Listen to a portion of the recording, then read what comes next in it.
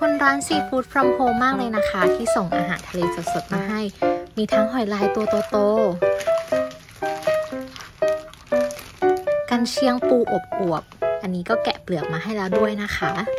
แล้วก็มีกุ้งลายเสือตัวใหญ่มากและยังมีแถมใบโหระพามาให้ด้วยนะคะใครที่สนใจอยากสั่งซื้อสามารถเข้าไปซื้อตาม IG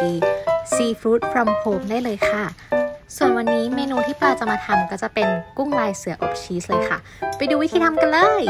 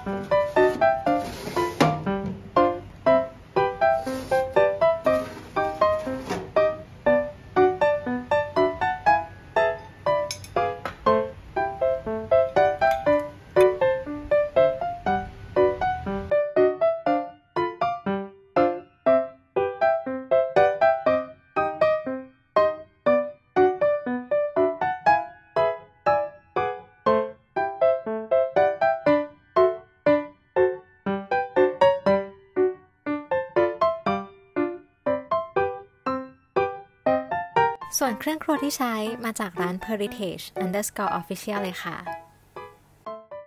ฝากกดไลค์กดแชร์กด subscribe เพื่อจะได้ไม่พลาดคลิปวิดีโอใหม่ๆนะคะ